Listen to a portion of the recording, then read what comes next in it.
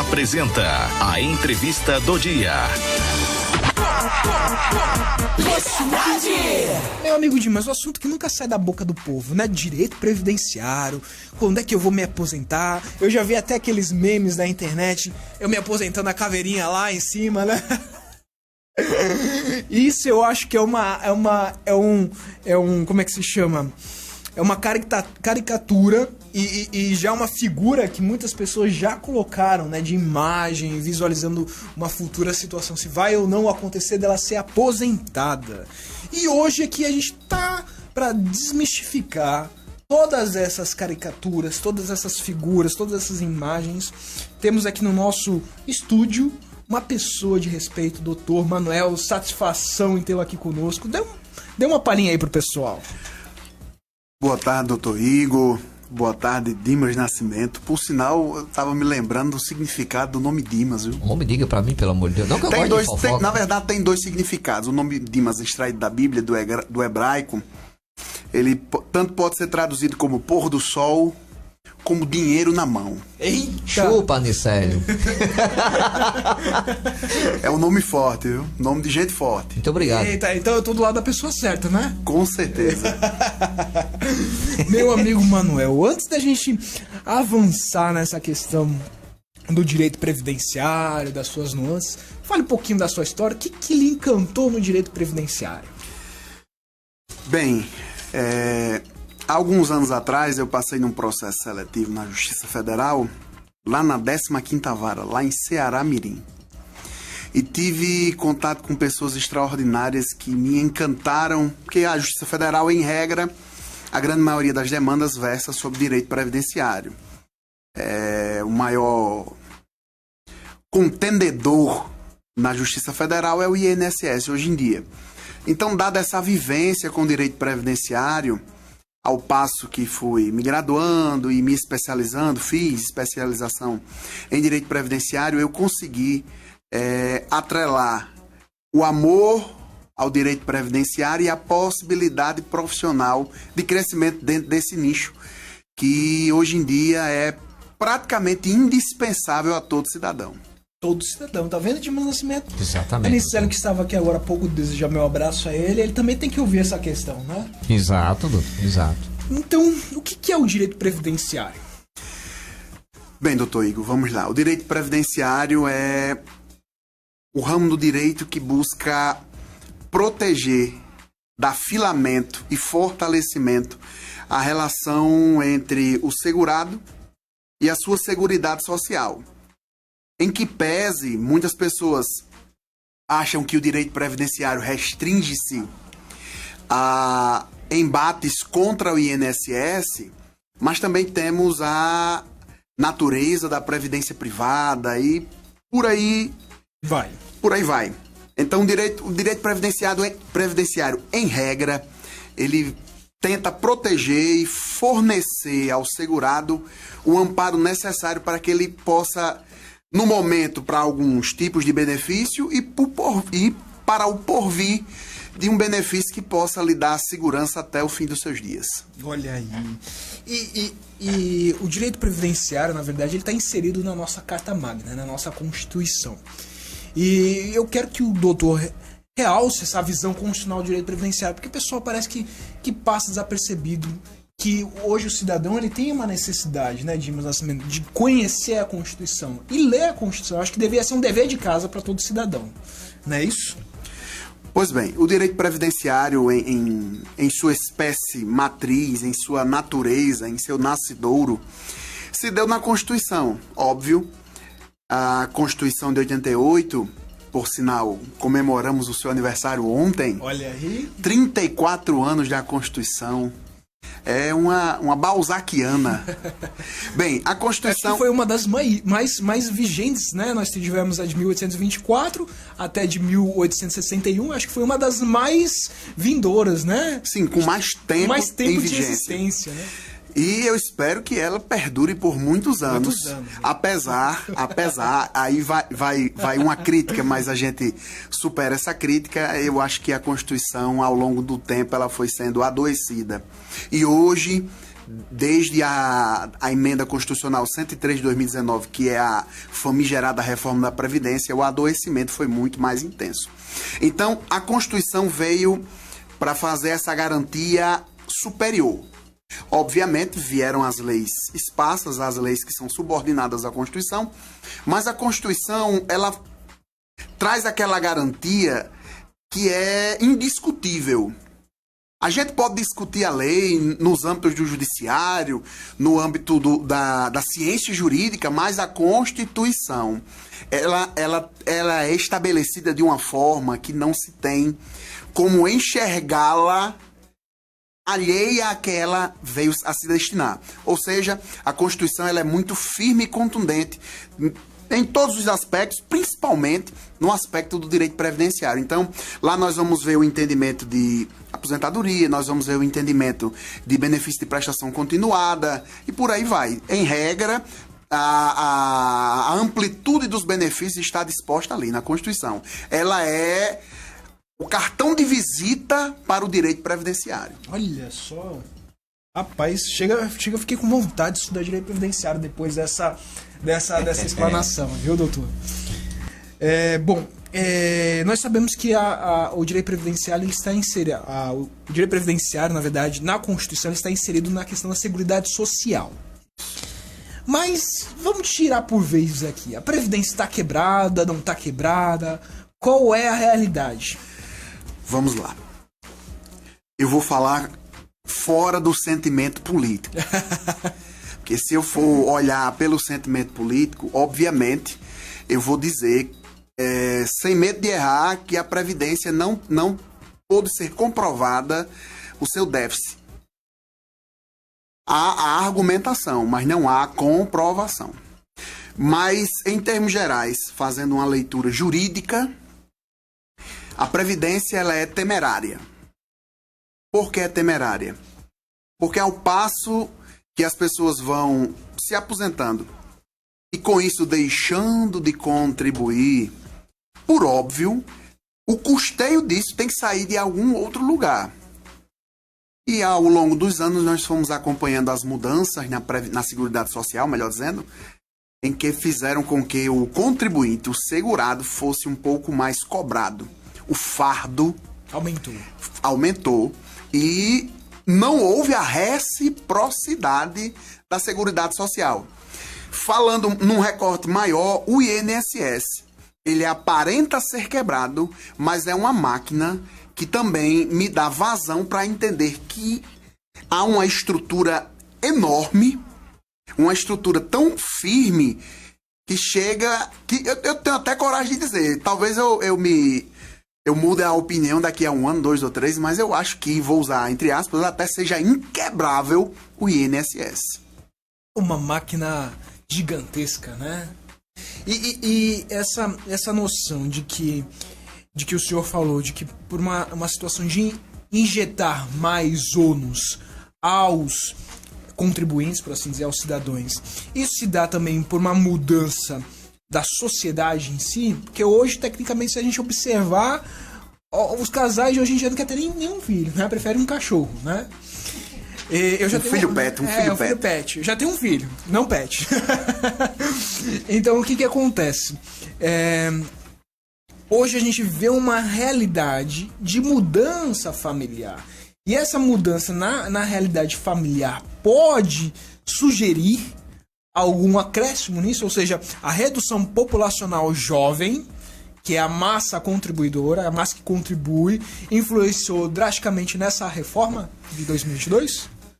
Vamos usar a teoria de Jean-Jacques Rousseau, que o fato jurídico ele é antecipado por um fato social.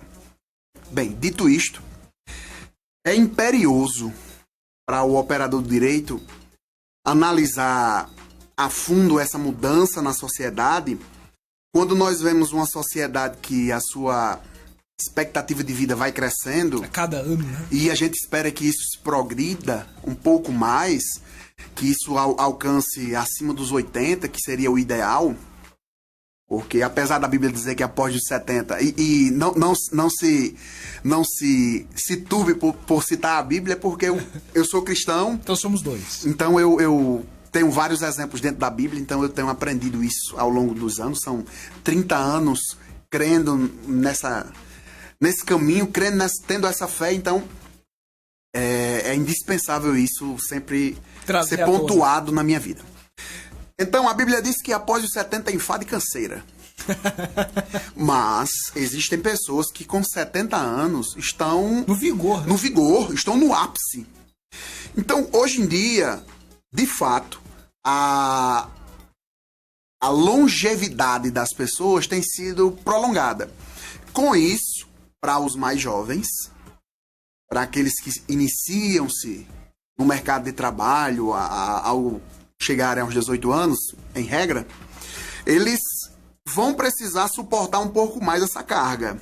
Agora, por óbvio, essa carga, ao longo do tempo, precisa ser revisada. Porque com 15, 20 anos de contribuição, esses jovens já estão saturados. E o pensamento que hoje eu tenho, que hoje o senhor tem, com já alguns anos de contribuição, não estou lhe chamando de velho, muito pelo contrário, mas ao passo que isso vai acontecendo, vai se trazendo um cansaço e querendo compartilhar esse fardo. E nós não temos como compartilhar mais esse fardo. Ou os jovens carregam, ou os idosos serão sobrecarregados. Porque aí é um pensamento meu, sou extremamente contrário à taxação dos aposentados.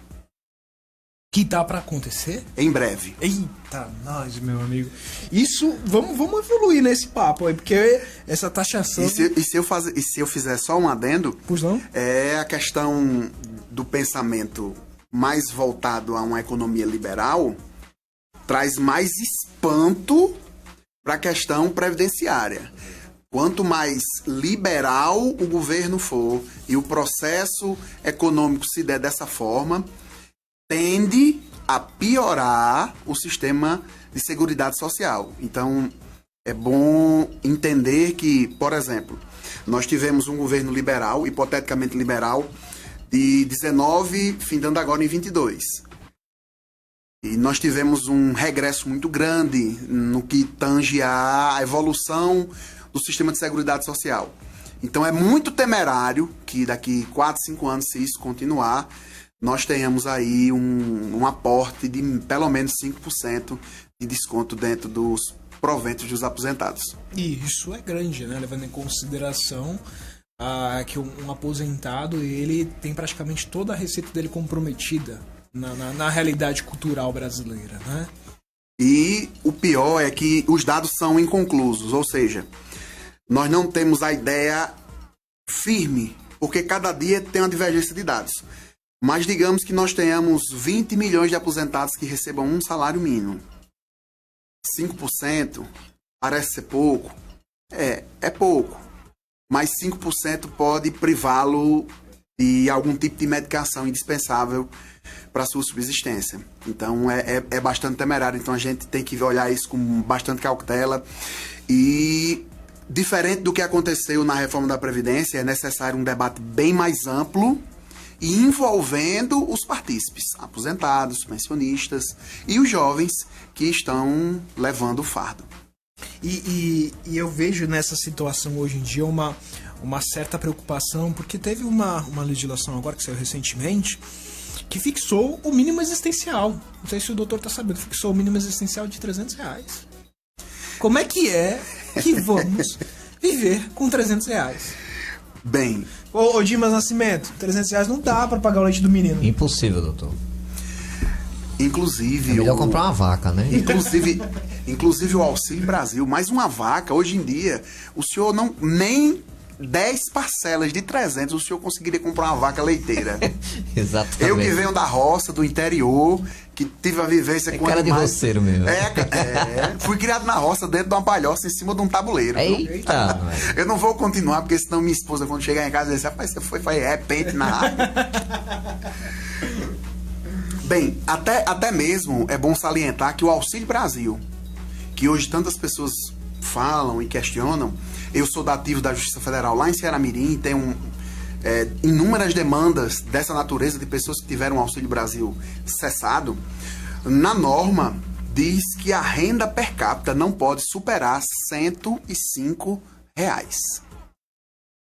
Ou seja, tem que ser um estado de miserabilidade extremo para que se possa enquadrar dentro do Auxílio Brasil. Então, assim, o Auxílio Brasil, ele reduz chega a no máximo 1/3 do mínimo existencial. Meu Deus do céu. R$105. R$105. Então a renda per capita da família tem que ser R$105? Não, a renda per capita por pessoa, a renda por pessoa tem que ser no máximo R$105. E se tiver gestante deficiente físico, pessoa com deficiência, perdão, essa renda é expansiva até R$120. Aumentou um pouquinho, né? Nossa, sem condições.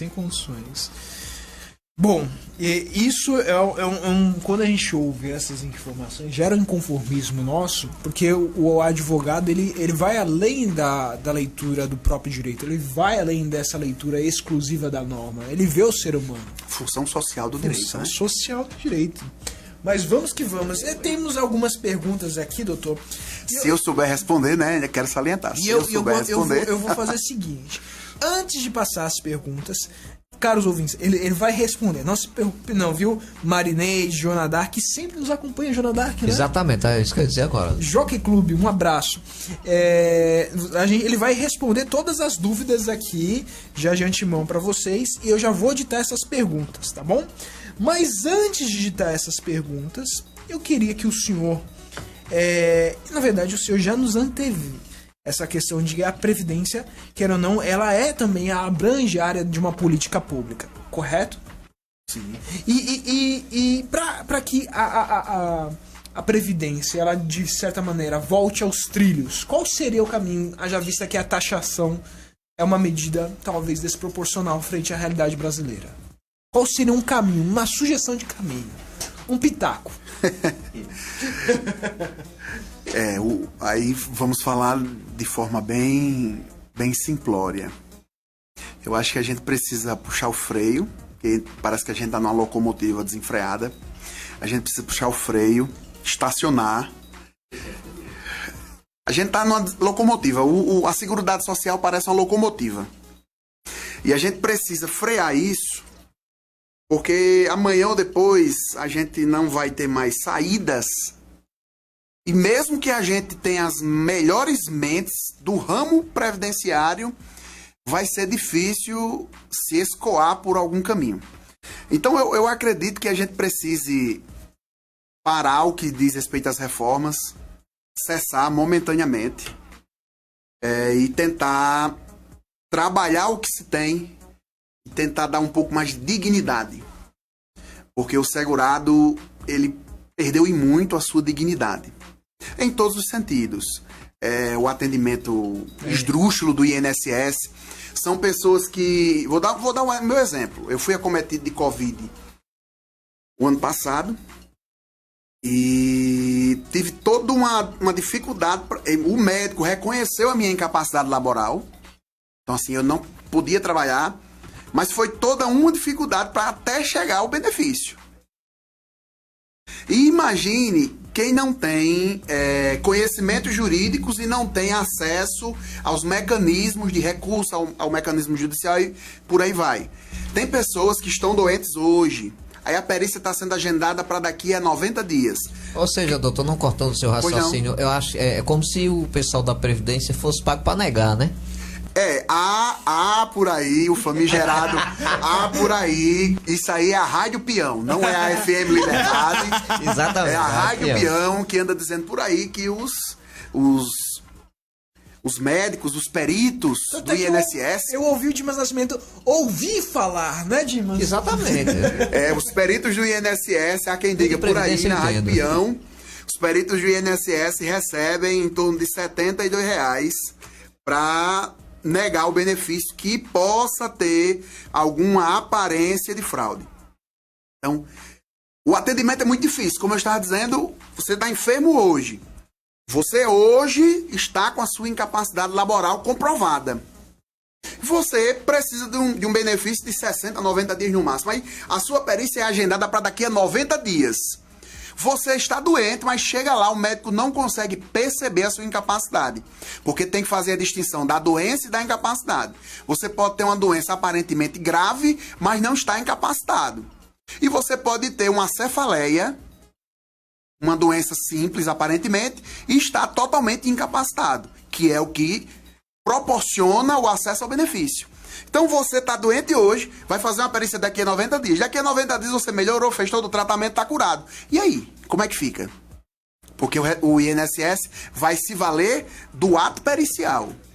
Ele não vai contar retroativamente. Naquele dia, na data de entrada de requerimento, na DER, o senhor estava doente. Mas eu não pude comprovar, então, lamentavelmente, vai ser indeferido por ausência de incapacidade laborativa. Isso às vezes até os próprios exames, né, que a pessoa com tanto trabalho faz, perde até a validade, né, devido a tanta espera. É difícil e assim, eu fico muito triste com o comportamento do INSS, apesar de existir lei, norma, dizendo que o processo administrativo tem que ser em 30 dias e no máximo prorrogado por mais 30.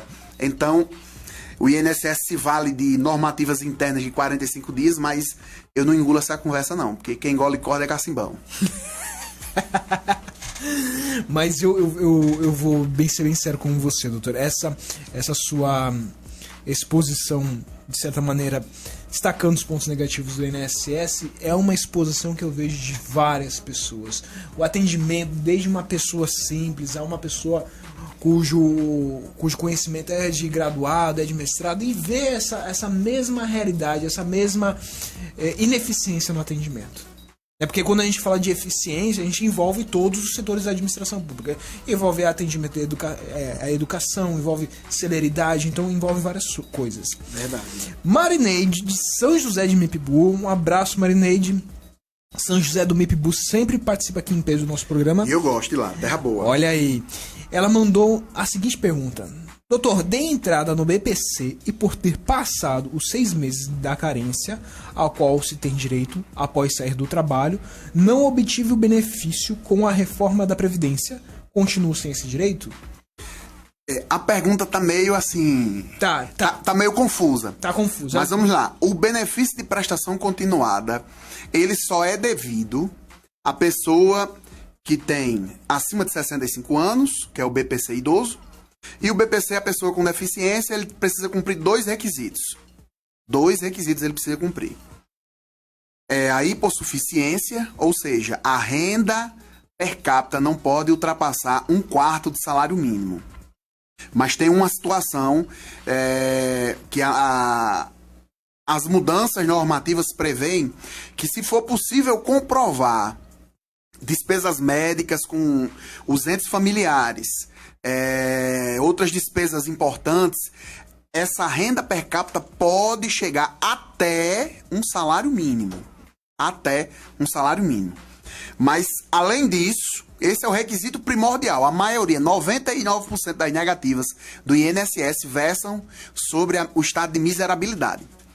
A outra, no caso da pessoa com deficiência, é a questão da enfermidade que incapacita por longo período, mínimo de 2 anos. Aí vem outras situações que dentro do requerimento a pessoa que vai pedir um BPC precisa se atentar. Está inscrita no CadÚnico com inscrição atualizada. Juntar a documentação de todos os membros do grupo familiar na hora da entrada. Aí muita gente pensa que é só chegar lá e dizer assim, olha, eu quero um benefício. Eu não trabalho e sou doente. Ou então eu quero um benefício, eu já sou idoso e moro sozinho. Mas não é tão fácil como a gente pensa. Deveria ser, mas diante dos diversos números de fraude, inclusive lá na 15ª Vara, teve uma ação da Polícia Federal para investigar fraudes previdenciárias. É crime, tome cuidado. Então, diante de inúmeras fraudes, ficou muito mais difícil o acesso aos benefícios. Que os benefícios, em tese, deveriam ser assim. Chegou, provei os requisitos, pronto. Deferido, já vamos criar a sua conta e vai dar tudo certo. Mas a gente sabe que, lamentavelmente, isso não ocorre e não vem acontecendo e não é de hoje. Não adianta culpar a gestão atual do INSS. Essa ingerência nos benefícios, aí já perdura no mínimo 30 ou 40 anos. Eu acho que essas questões das fraudes elas vão diminuir mais, né, doutor? Por causa que nós temos um avanço com o E-Social, nós temos alguns avanços que podem diminuir, né? São instrumentos eletrônicos que diminuem. Estou certo ou errado? Eu não vou fazer o juízo de valor quanto à certeza ou erro do senhor, mas eu vejo os números crescendo. De fraude? De fraudes.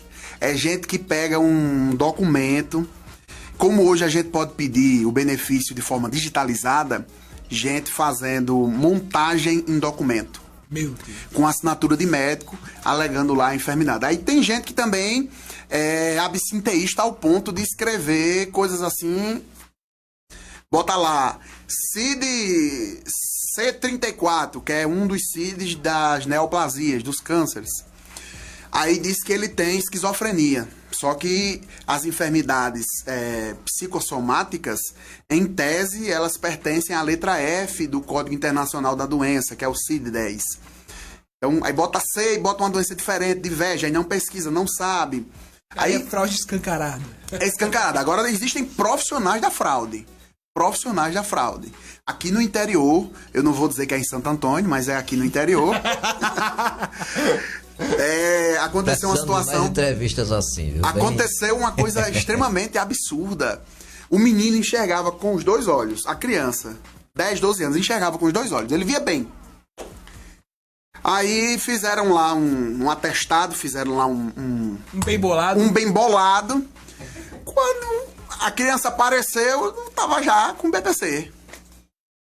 Aí, não é porque ela tem visão de um olho só, monocular. Peraí, a criança enxerga com os dois olhos. Então, esse tipo de fraude tem sido recorrente às vezes. E o INSS, por vezes, engole a fraude. Ninguém denuncia, passa a vida todinha assim. E às vezes, muita gente tem o direito líquido e certo, vou até usar esse termo, o direito líquido e certo ao benefício, e o INSS obsta, cria impedimento, cria dificuldade, mas isso é normal, a administração pública. A administração pública. Joana Dark, lá do Jockey Club, perguntou: minha mãe faleceu e tenho apenas 16 anos. Ela era beneficiária do BPC. Eu tenho direito de continuar recebendo por ser menor ou esse benefício para? Benefício de prestação continuada, ele tem natureza jurídica de intransferibilidade, ou seja, ele não é transferível. Personalíssimo. Justo. Ele não tem capacidade, condição de ser transferido. Se ela fosse aposentada, em algumas situações absurdas, gente, de uma jurisprudência assim, muito isolada, fosse já pensionista e se fosse o pai dela, ela poderia chegar até os 100% do benefício. Mas benefício de prestação continuada não se transfere, em hipótese alguma. Olha só. É bom falar com especialista, né, Dimas Nascimento? Exatamente. É bom, é assim. Eu tô feliz de olhar aqui pra Dimas. O homem tem uma voz que eu fico assim, maravilhado. Rapaz, isso é porque você não ouve o Conselhos da Noite. Né, meu amigo? Bom, mas voltando ao nosso papo aqui, super entusiasmado, quais foram as principais mudanças dessa reforma de 2022? Vamos lá, a reforma da... Já sabemos, pelo discurso do doutor, o senhor já deixou mais do que claro, que foram extremamente negativas para o contribuinte. Extremamente danosas. Eu vou dar só um meu exemplo. Eu seria aposentado daqui a 12 anos, antes da reforma. E agora? Daqui mais uns 30. Olha. Meu Deus. Então aquela foto da caveirinha tem sentido? Tem sentido, sim. Assim, a reforma da Previdência, ela trouxe largos prejuízos ao segurado. E nada do benefício, doutor? Pro segurado, eu vou ser bem sincero, eu não vejo benefício pro segurado, não, com a reforma da Previdência. Eu. Porque como eu atuo direto com o segurado, seria contraproducente eu chegar aqui e dizer, não, teve muito benefício pro segurado. Teve não. É assim, benefício. Tem uma melhorazinha ali ou acolá, mas é algo muito quase que imperceptível. Agora, para a administração pública foi excelente. porque ela vai desafogar a carga do INSS por pelo menos uns 10 anos, vai dar uma folga de 10 anos, mas ela não possibilitou uma economia de 1 trilhão, como disseram, 2 ou 3 trilhões, não. A economia é muito simples, muito simplória, porque apesar da reforma ter alargado um pouco o período para aposentadoria, por exemplo, a mulher por idade poderia se aposentar com 55, 60. Hoje, a mulher por idade só se aposenta com 62,5. Inclusive nos casos especiais, como professora? Não, aí é diferente, aí é diferente. Essa é a regra. 62 anos e meio é a regra. E 2023 piora. E vai para 63. Cada ano vai aumentando? Não, aí vai travar em 63. 63 para mulher e para homem? 65. Agora, para o segurado especial, não houve assim um impacto tão grande. Não foi tão ruim. Foi ruim, mas não foi tão ruim. Inclusive, eu estou aqui com a servidora online, aqui a servidora da 15ª Vara, Andresa, minha amiga, uma pessoa que eu tenho uma grande estima por ela. Manda um abraço pra ela aí. Tô mandando aqui, ó. Receba o abraço do gordo. Bem. E do magos também. Bem, então, veja só. O segurado especial que comporta aquelas classes, em regra, 2 classes. Pescadores e agricultores. A idade mínima para aposentadoria, para a mulher, manteve-se em 55. Para o homem, 60. Agora, isso é o que nós temos hoje. A gente não sabe, com a renovação do Congresso, se vamos ter alguns retrocessos ainda sobre esses trabalhadores. Eu queria que não, porque é quem nos mantém.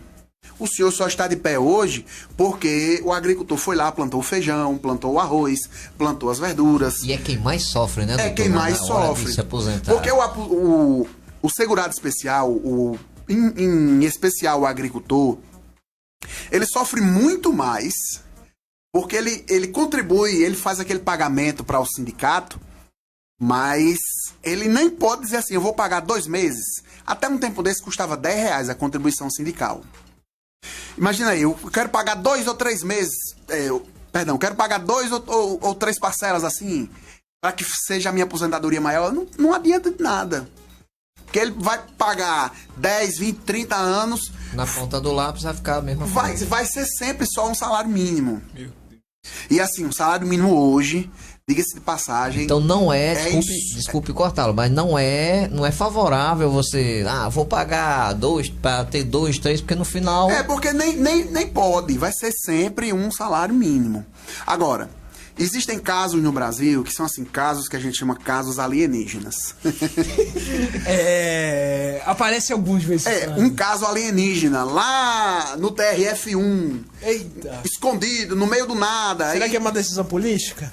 Não, é assim, lá no TRF1, assim, no meio do nada. Aí, lá, quando Minas Gerais compunha o TRF1, que agora é o TRF6, né? Por exemplo, lá no Vale do Jequitinhonha, aí uma cidadezinha bem erma. Aí o camarada articulou e pagou e comprovou que pagou mais. Aí o juiz dá aquela decisão teratológica de condenar o INSS ao pagamento de 2, 3 salários mínimos, como RMI, renda mensal inicial, a um cidadão. Aí assim, obviamente o INSS recorre e a turma recursal geralmente reforma. Mas se a gente for fazer uma pesquisa mais apurada, tem casos assim extremamente absurdos por aí. Mas, lamentavelmente, o agricultor, que merece toda a minha gratidão e o meu maior carinho que eu posso extrair, sofre muito porque limita a sua aposentadoria a apenas um salário mínimo. Seja ele homem, mulher, quem for. E vai ter concurso, né, para TRF da 6ª região, né? Tomara. Eu não sou concurseiro não, mas minha esposa e tomara que tenha pra gente ir logo para aquelas bandas de São Paulo, Minas Gerais. Meu desejo é ir pra lá. Olha aí, ó. Bom, a gente tem ouvido tanto a falar e as pessoas, na verdade, não sabem o que é o famoso pedágio. Pagar pedágio o quê? No INSS? Eu nunca ouvi esse termo. Doutor, o que é pedágio? Fala aqui pro pessoal. Vamos lá. O pedágio é, entre aspas, uma inovação, né, da reforma da Previdência, entre aspas. foi mais palpável com a reforma da Previdência. Porque com determinado tempo de contribuição, tinha-se aquele instrumento antigo da aposentadoria compulsória. Não, eu tenho 25 anos de casa, posso me aposentar, e aposentava-se com 100% do salário. O pedágio veio a ajudar. Tá aí, a única coisa que ainda funciona é o tal do pedágio. Mas para alguns casos, pronto, servidores públicos federais, o pedágio é excelente. Porque você chega, completa o seu tempo de contribuição, seu tempo de serviço, 30 anos, por exemplo, no Serviço Público Federal, 30 anos para o homem. Completou, pá. 30 anos. Você vai sair com 10 mil de salário, mas o seu salário normal é 15. Então, para você chegar aos 100%, você precisa pagar o pedágio, ou seja, contribuir um pouco mais, manter-se ativo, trabalhar mais, para que isso possa ocorrer um certo balanceamento entre as contribuições e o salário a ser recebido. Falando a grosso modo, para a gente não entrar assim num limbo tão jurídico, para complicar o meio de campo, porque pedágio é um assunto complicado de se tratar. Mas, em regra, é fazer com que o cidadão contribua um pouco mais para que ele possa, ao longo dessa expansão da contribuição, chegar até onde ele quer receber como salário. Entendi. Porque, em regra, não atrapalhando o senhor, mas já atrapalhando, em regra, deveria ser feito aquele cálculo das 180 contribuições, a partir de julho de 94, para cá, com a entrada em vigência do Plano Real, 1º de julho de 1994, me lembro como se fosse hoje, eu estava lá em São Gonçalo do Amarante, assistindo, recebo real, fiquei doido, recebi dois centavos, assim, nas moedinhas, fiquei doido, quase guardei.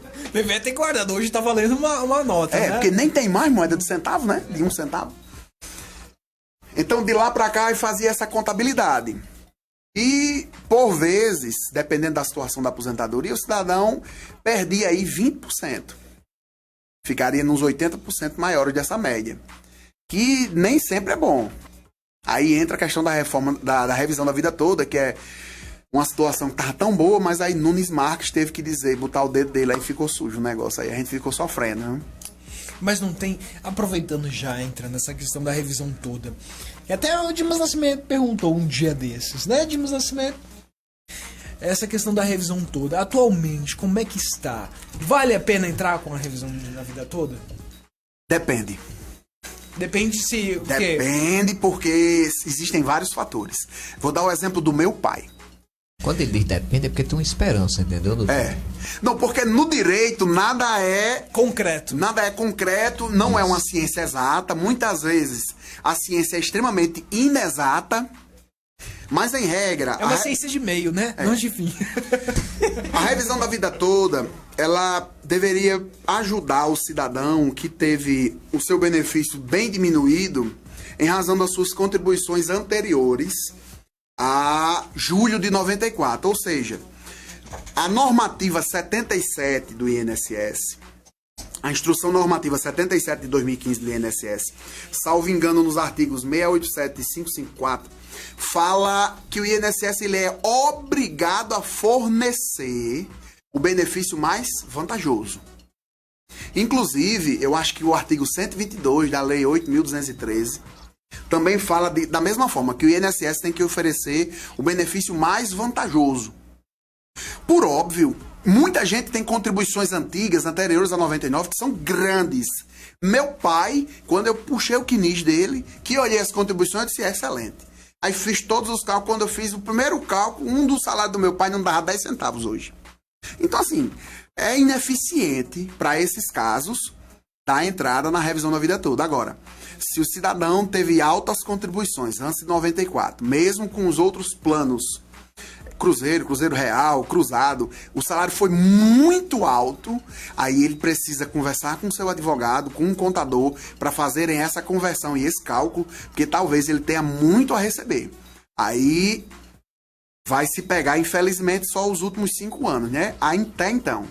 Mas estamos esperando o julgamento da revisão da vida toda no STF. Lamentavelmente, já estava tudo julgado, tudo certo, mas aí modificaram lá, no último dia, Eu não vou lhe perdoar, Nunes Marques. Não vou lhe perdoar. Modificou e vai ter que começar tudo do zero. Eu espero que mantenham, né?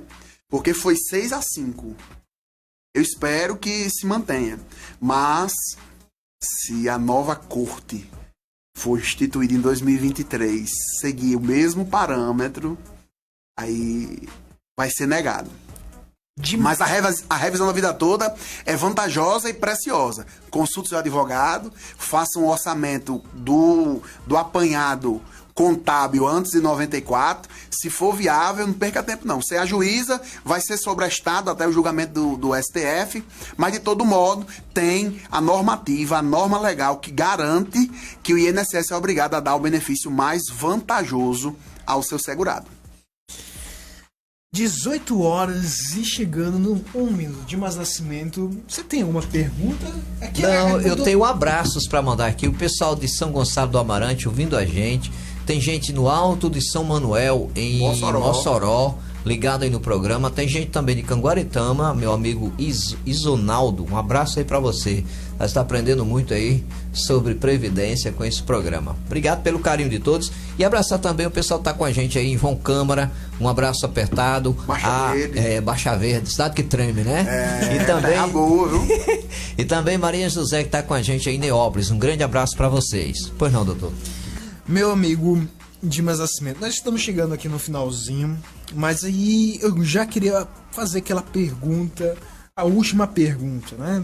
Porque o papo tá muito bom, a gente vai conversando, vai puxando uma coisa da outra. E eu sou logorreico, já deu pra perceber, né? Eu falo muito. Fala pelos cotovelos, né? Não tem problema não. Tenho logo 2, rapaz. Aí. Não, mas o programa ele abraça as pessoas nesse sentido. Quanto mais informação, melhor. O doutor ele apontou uma questão que eu acho interessante a gente voltar aos olhos, a questão da taxação dos aposentados. Isso é uma realidade iminente ou é somente uma situação que possa não acontecer? Totalmente iminente. E por quê? Como eu falei anteriormente, mantendo-se um governo de pensamento econômico liberal, tende-se a diminuir o aporte do Estado em todos os segmentos, principalmente na Previdência Social. E falando da Previdência Social, da Seguridade Social como um todo, eu temo que ela comece a se assemelhar com o estilo americano, o estilo anglo-saxão, que é totalmente diferente desse nosso. E nós não temos culturalmente condições dessas abruptas mudanças. E digo mais, eu acredito piamente que até a mudança paulatina, a mudança lenta desse estilo que temos para o estilo americano, ou o estilo inglês, o estilo europeu, vai nos causar uma tragédia sem precedentes. Então, o aposentado precisa ter muito cuidado com o seu futuro. Cuidado com empréstimos, cuidado com um endividamento mais acentuado, porque talvez, amanhã ou depois, ele precise fazer uma pequena contribuição que seja à Previdência Social. E pequena que seja, olha só, doutor, pequena que seja, já é um prejuízo muito grande, principalmente para aqueles que recebem apenas um salário mínimo. Doutor Igor, tem uma pergunta aqui do Jair Souza, lá na cidade de Pedro Avelino. Pertinho da cidade da minha mãe, né? Afonso Bezerra. Eu morei em Afonso Bezerra, por trás da estação. Pronto, ali veio. Pronto, ele quer saber o seguinte, se para nós brasileiros a Previdência ainda é uma pedra no sapato. Uma boa pergunta. Eu não vejo a Previdência como uma pedra no sapato. Obviamente, eu retorno a dizer, né, a questão do viés econômico, da teoria acho que econômica. É devido tanta essa pós-reforma, né? Ficou tão complicado, né? É porque a Previdência Social, ela é... Gente diz assim, a Previdência Social é um mal necessário. Eu discordo, é um bem necessário. Mas o brasileiro, infelizmente, tem que acender vela para não adoecer, né? Lamentavelmente, a questão é essa. Eu acho que a reforma na Previdência deveria ser não na lei, mas sim na estrutura da Previdência. Vai se ter um concurso para o INSS, são 1.000 vagas. aparentemente. Mas 1.000 vagas hoje 1.000 vagas não desafogam o sistema. Não, de jeito Nós deveríamos ter, pelo menos, numa cidade como Parnamirim, 5 agências da Previdência. Em Parnamirim, nós deveríamos ter 5 agências do INSS. E Nova Parnamirim, que é Parnamirim. Já tem um aqui no centro, mas é extremamente mal localizada. Muito ruim para estacionar. E quando você põe o carro lá, o povo fica querendo que você tire. Então a pessoa chega doente e sai muito pior. Então a Previdência Social, eu costumo enxergá-la como uma necessidade fulcral da vida do ser humano. Agora, obviamente, ela precisa ser reestruturada. Como? Na minha opinião, na maior parte da sua reestruturação deve ser dentro do procedimento e não da lei. Porque a lei, ela é extremamente dilatada e firme. Eu quero que alguém me apresente um vício na lei, na legislação que versa sobre o direito previdenciário. Não existe vício, não existe contradição, não existe conflito de interesse. Não tem nada disso, não tem nenhum erro. Agora, o problema é efetivar a norma. Que a gente tem o problema, tenta resolver. Aí vai recorrer a quem? A própria administração? Não consegue. Você tem a norma, você não tem o agente para desenvolver isso, né? O agente ele é ineficiente. Muito ineficiente. E na verdade, um serviço que deveria ser um serviço fundamental, porque ele garante a dignidade da pessoa humana, ele garante a vida, ele garante a saúde. Ele tem se tornado assim, e vai aqui uma crítica, tem se tornado tão somente um sistema para gerar mais doença. E aqui eu preciso fazer uma ressalva. Quando a gente faz a crítica à administração, é porque ela tem sido ineficiente há uma era, há uma cara. Ela está aí ineficiente desde sempre. Desde Dom Pedro I, Dom Pedro II, desde Pedro Álvares Cabral, porque Pero vai caminha já começou errando, fazendo uma carta com corrupção ativa e passiva. Então é complicado. Então a administração ela é falida. Ela é falida. Mas é preciso fazer uma grande ressalva. Com toda essa falência da administração pública, em que pese o Poder Judiciário ser o da Justiça Federal. Por exemplo, Ceará-Mirim são praticamente 20.000 processos. Era só um juiz. Mas eu lhe digo, o trabalho é extremamente eficiente. Porque eles trabalham tentando dar dignidade às pessoas. Mas a gente vê essa mudança, né?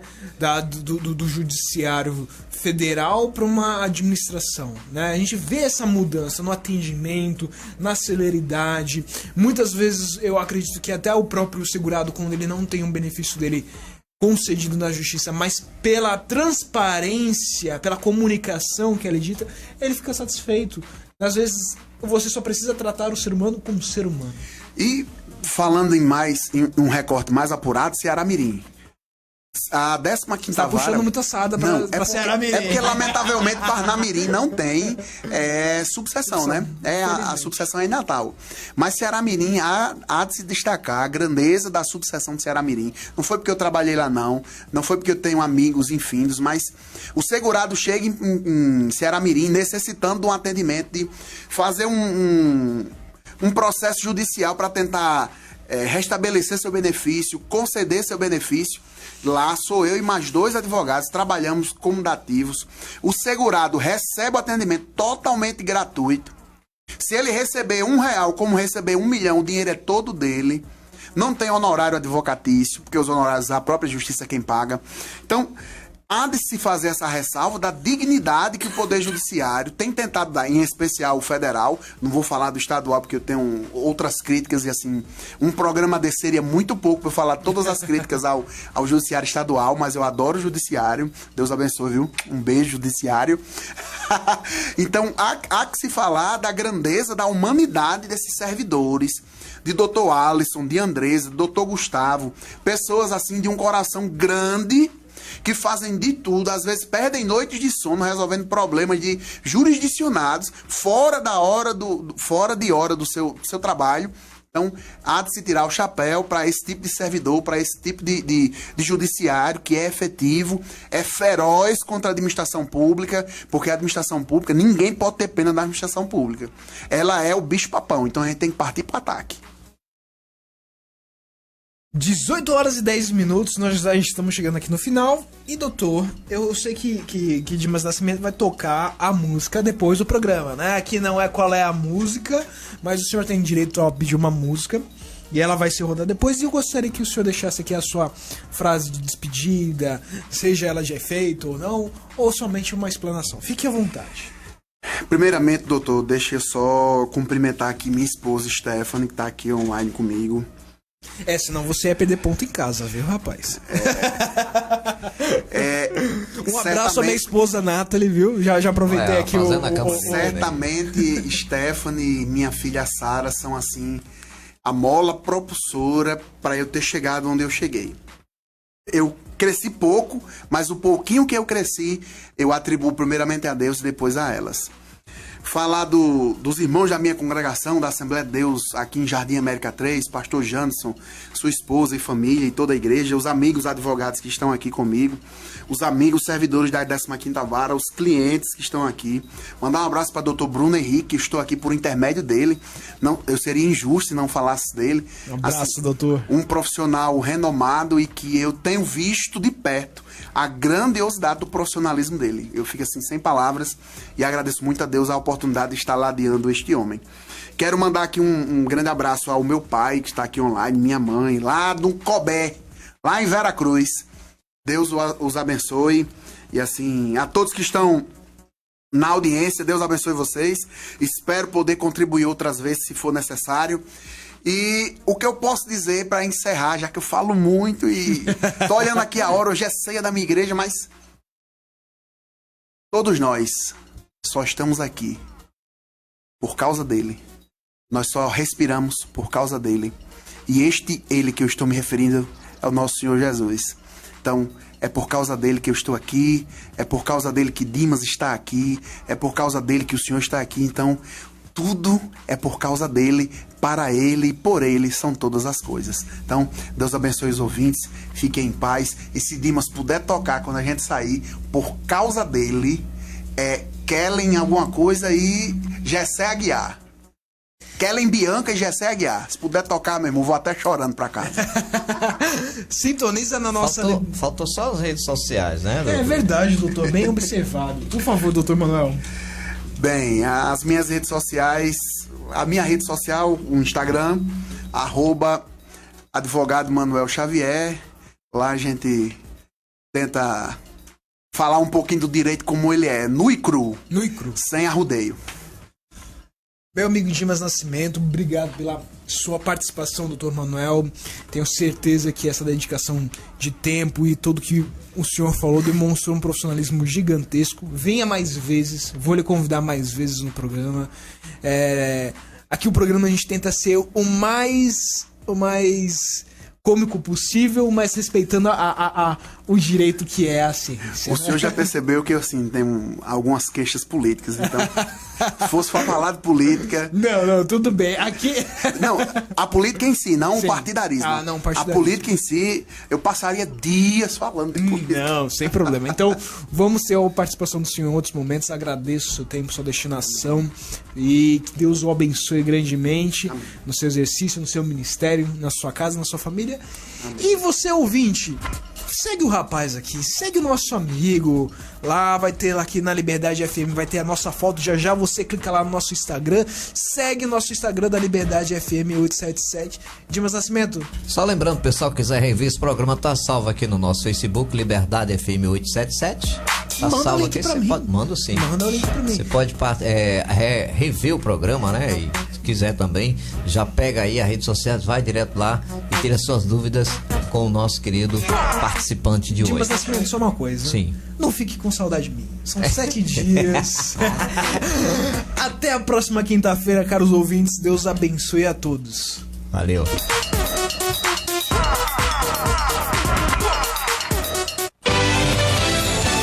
Liberdade FM acabou de apresentar programa O Advogado Cidadão com o Dr. Igor Anjo. Até o nosso próximo encontro. ZYR 807, Rádio Liberdade FM, 87,7 MHz, Parnamirim, Rio Grande do Norte.